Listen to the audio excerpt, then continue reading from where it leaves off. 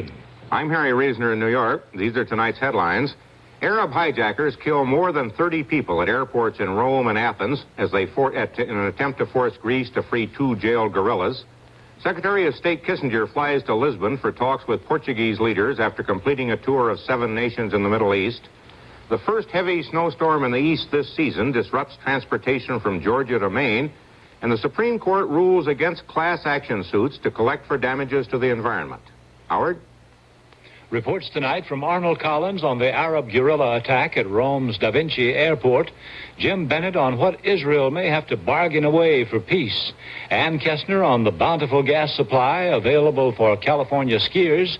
Barry Dunsmore on Iran's oil reserves. Sal Marciano on Orenthal James Simpson, pro football player. And tonight's comment on class action suits and the Supreme Court and Congress. Harry? At least 34 persons are dead tonight as the result of an Arab terrorist attack and hijacking which began earlier today at Rome's Leonardo da Vinci airport. The trouble started when security guards found 3 or 4 armed men in the passenger terminal. The Arabs grabbed some hostages when they were discovered and began shooting. At least 2 persons were killed in the terminal. The Arabs next firebombed a Pan American jetliner which was waiting to take off. At least 28 passengers were burned to death. Leaving the Pan Am jet in flames, the Arabs successfully took control of a West German Lufthansa jet, forcing it to fly to Athens. Once on the ground in Greece, the terrorists demanded the immediate release of 2 Arab Black September guerrillas already imprisoned for an attack on the Athens airport last August. To underscore their demands, the Arabs reportedly executed at least 3 hostages and said they would kill more if the demands were not met. For a while, it appeared as if the 2 prisoners would be freed and the hijackers would be allowed to leave Greece for an unknown destination. But a short time ago, Greek sharpshooters reportedly shot out the tires on the Lufthansa plane so it could not take off. Details on the attack in Rome from Arnold Collins.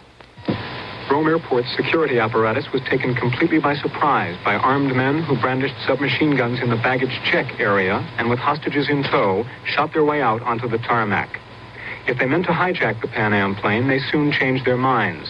Eyewitnesses said the gunmen, thought to be Palestinians, met some resistance trying to go on board.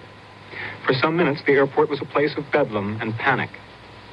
Thousands evacuated the building, while airport police and security men returned automatic weapon fire with rifle fire and pistols. As the plane burned, the gunmen took their hostages aboard the Lufthansa aircraft, which began to move immediately, steering a precarious course through firefighting foam and between emergency vehicles. Passengers and eyewitnesses recounted the confused and terrifying moments. Next order was lie on the floor. There's men on the field with guns. And the next thing I knew was 2 or 3 bomb explosions inside the plane. How they get in, I don't know. Then we crawled through the window and went out on a wing. Could you see much? No, I couldn't see a thing. It was all smoke bombs. I was choking. There was so much smoke, nobody could see where they were going.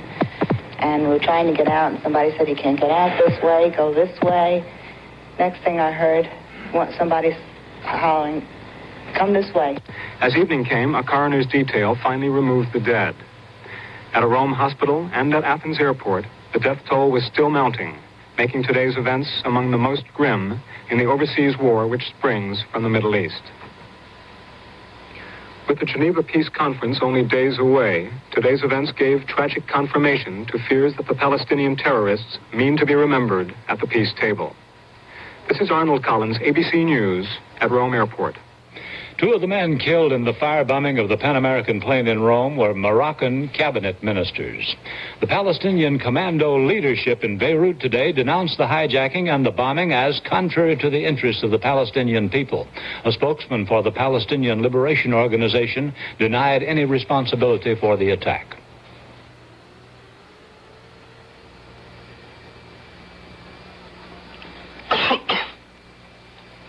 I will not cough. I will not. When you've got a cough from a cold, you can't suppress it yourself. You need a strong cough medicine. Vicks Formula 44. Formula 44 can help suppress the hacking cough you can't suppress. You can't buy a more powerful cough suppressant than the one in Formula 44, yet it's not narcotic. Formula 44 can help suppress the cough you can't suppress. And now for coughs that come with stuffed up noses, Something new from Vicks. My baby's got a nasty cough and a stuffed-up nose, poor baby. Here's Vicks new Formula 44D, a strong cough suppressant plus a decongestant. Helps calm your cough and unclog your nose so you can breathe easier. You're going to be all right, baby.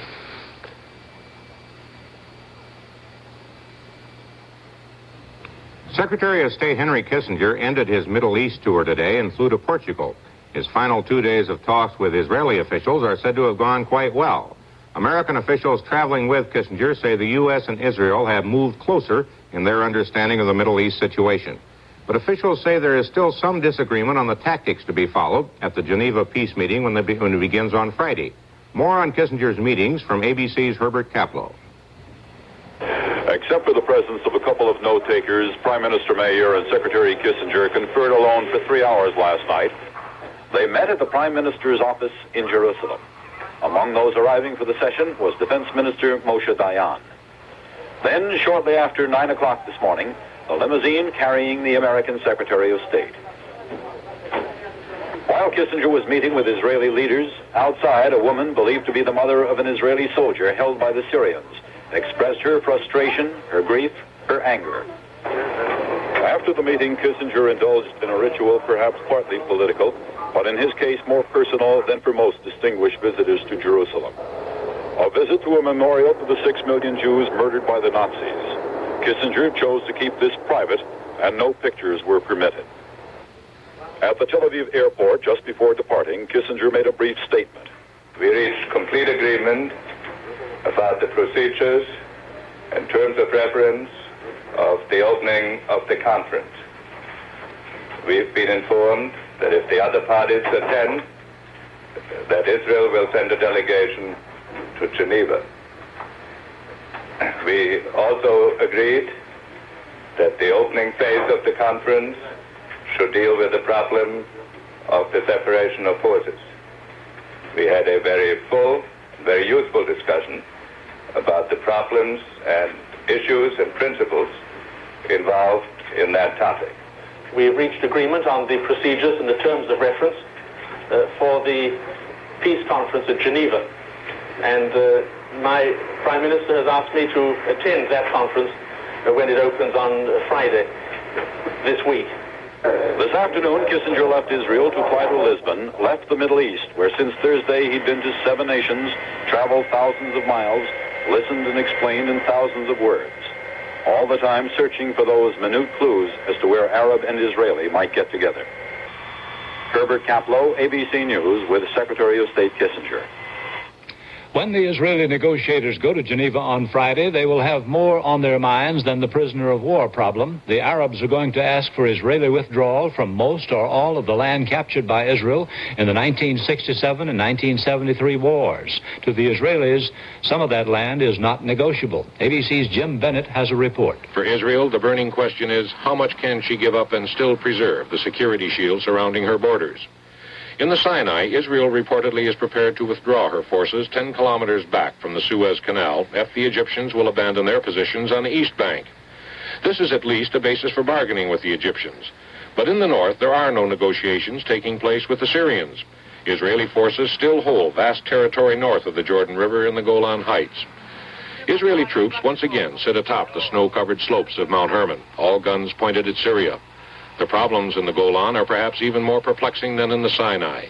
The heights overlook the fertile valleys of Israel proper. And as far as the Israelis are concerned, to abandon the Golan to the Syrians would be to invite a mortal thrust into her heartland. From a purely military point of view, the areas occupied by Israel, the Sinai and the Golan Heights, and incidentally also the West Bank, gave us a depth, a strategic depth, which was absolutely vital in the circumstances. Do you envision Israel ever returning to the 1967 ceasefire lines? Well, I don't think we're going to return to any given line. I certainly do believe that provided we are offered peace, and this is the operative proviso, we would be willing to give up quite a lot. I have a feeling that both sides today have an interest in reaching some sort of disengagement and some sort of agreement on all the points that are envisaged by the six-point agreement. If that is done, then I think the further negotiations in the peace conference would be facilitated considerably, although I believe there will be a very long process there, and anybody who expects something very quick is living under an illusion. Here in the Golan, the debris-strewn battlefields are silent for the moment, but Israeli soldiers are ready to resume the fighting should the war erupt again. Israel now stands at the crossroads of an agonizing decision. At some point in the very near future, she must decide what is negotiable. The bitter fact of reality is that the Golan and the Sinai will probably both have to be negotiated as the price for peace. Jim Bennett, ABC News at the Israeli-Syrian frontier.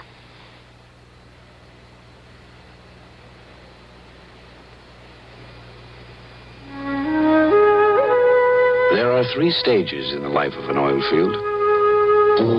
It has a beginning, a middle, and an end.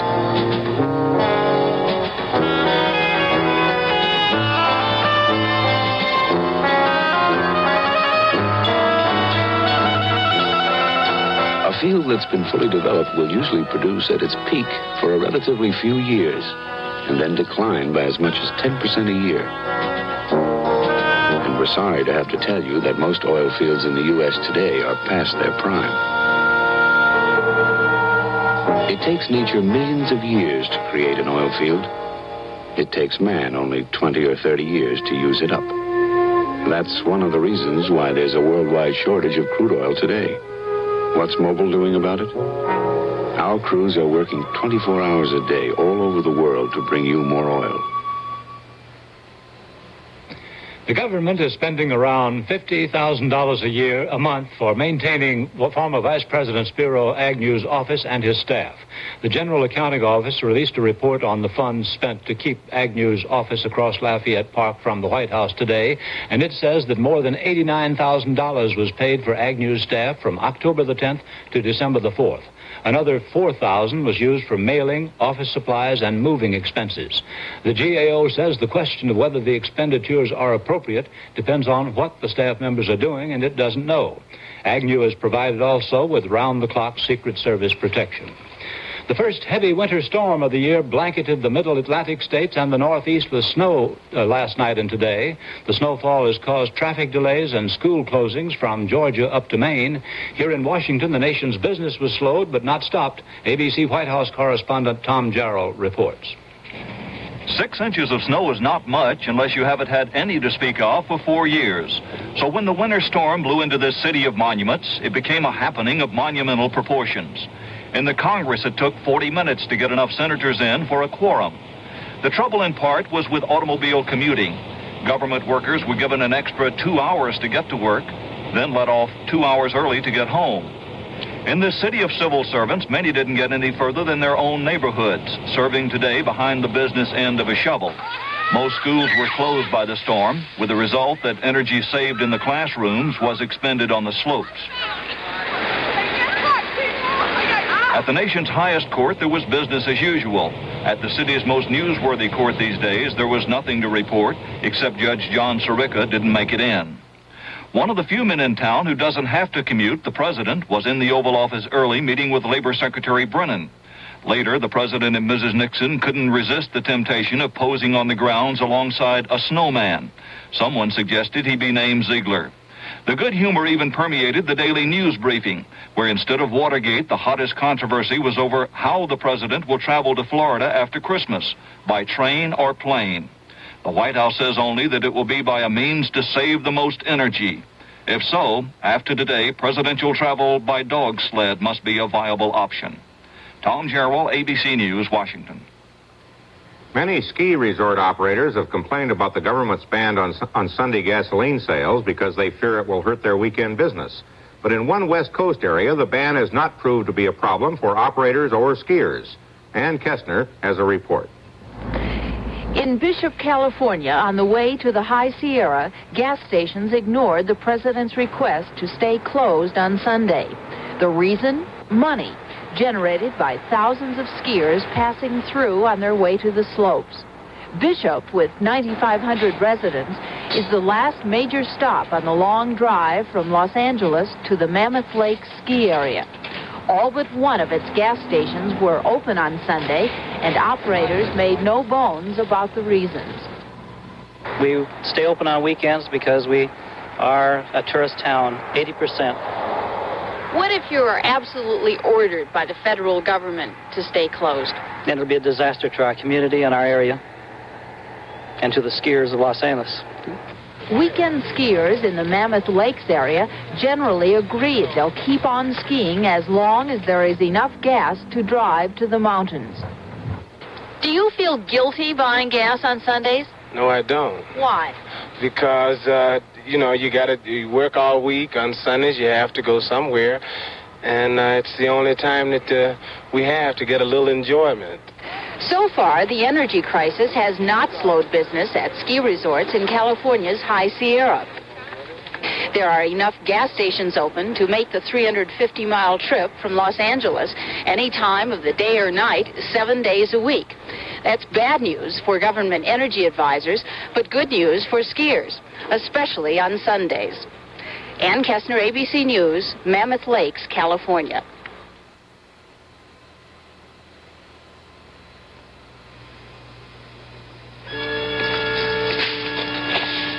They used to make good products here.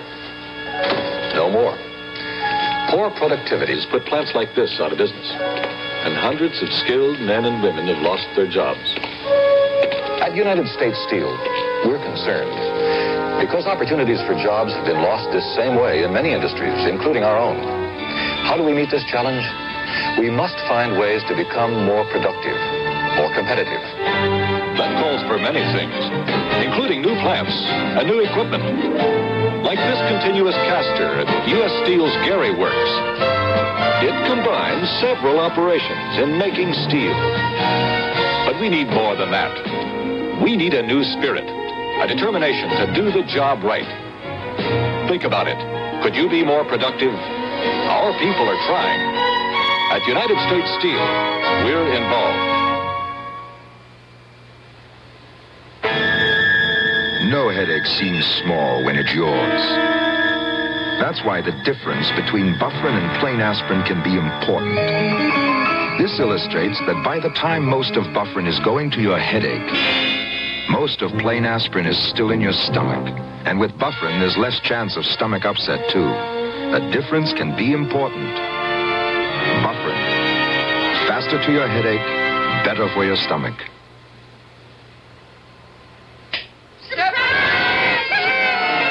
When you give the Schick hot lather machine, it's a real occasion. Because you're not just giving him a machine that makes hot lather. Lather specially formulated to stay thick and moist when it's hot. You're giving him the kind of close, clean, comfortable shave he'd get at the barber shop every day for years to come. The Schick hot lather machine, not just a gift, an occasion. Finance ministers from the major oil exporting nations met today in Vienna to discuss proposals for new higher prices for crude oil. The Organization of Oil Exporting Countries, as they call themselves, include just about all the oil-producing nations except the United States and the Soviet Union. Their meeting is being held under tight security, but there's speculation that crude oil prices may be raised as much as 100% as a result of this conference. One of the nations at the meeting is Iran, the only Middle Eastern country which is still selling oil to the U.S. ABC's Barry Dunsmore has a report. Iran's oil reserves are big, about 50 billion barrels. But at projected production rates, the bulk of these reserves will be depleted in 20 years. With this relatively short future in mind, Iran completely took over its oil industry earlier this year. It is demanding and getting top prices for its oil, with next year's oil income expected to be 70% more than this past year's $4 billion. Even before the Arab oil boycott, Iran had no trouble finding customers.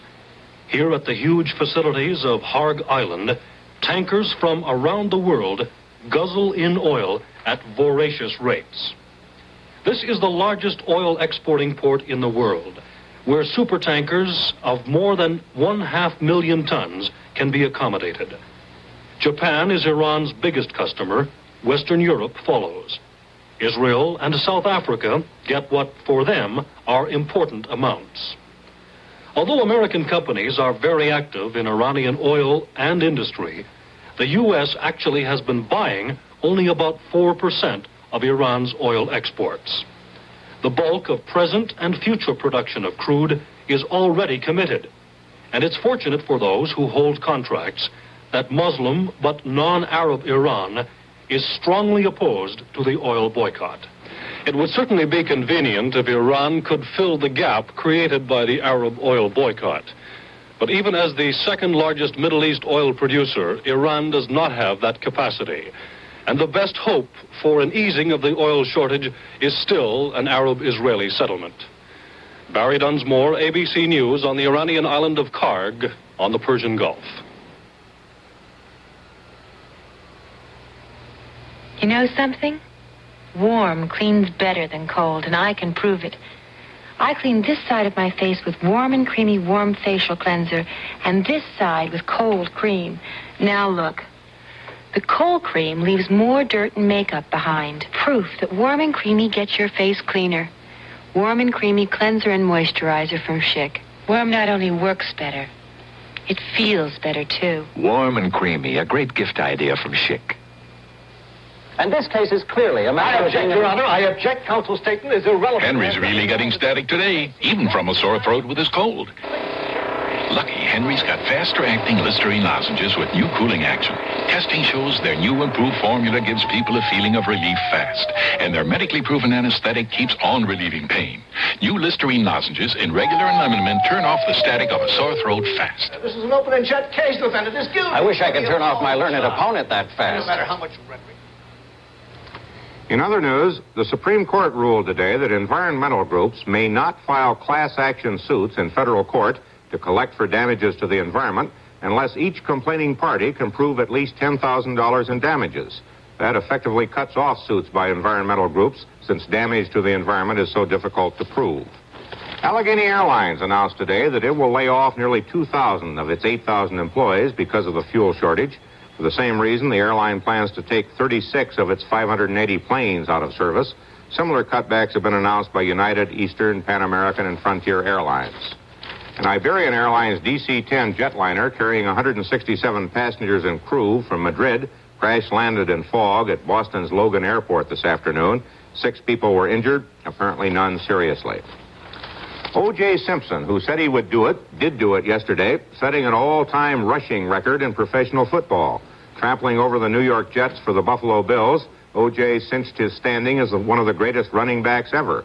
Sal Marciano tells us more about O.J., starting with the early days. Orenthal James Simpson was his name in 1967 when he quietly transferred to Southern Cal from a junior college for his last 2 years. In the land of sunshine, Orenthal James became O.J. and number 32. His 1,000-plus yards both seasons earned him the recognition as the College Athlete of the Decade and the Heisman Trophy. In 1969, Simpson was the first pick in the NFL draft. His new home was Buffalo. His new team, the worst in the league, the Bills. Experts compared O.J. to this Hollywood actor, his idol and the original number 32, the legendary Jimmy Brown, who held most of the NFL's all-time rushing records. O.J.'s first 3 years in Buffalo were frustrating, but finally the offensive line fused, and Simpson became a running machine, totaling numbers never seen before. Beginning against New England in September and ending yesterday against New York, Simpson broke Brown's single-season rushing record of 1,863 yards.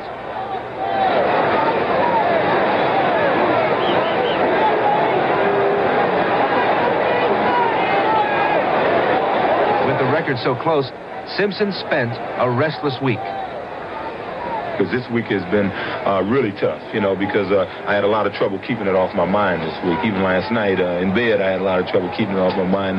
They had told me it was so many press guys here, and I was saying, what if I get 43 yards? It'll be a tough day. But I'm glad it happened. I'm glad it's over. And it's just hard to believe. When I walked in the locker room today, it was just hard to believe. I'm worrying all week about getting 61 yards, and here I am got 2,000, 100 and something, and it's just unbelievable, and as I said, it can only get better. All those guys will be back, and when you got football players like that, the future looks bright.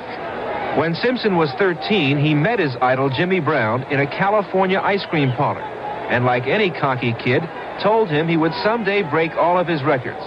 Now O.J. says every 13-year-old kid he meets tells him the same thing. Sal Marciano, ABC News, New York.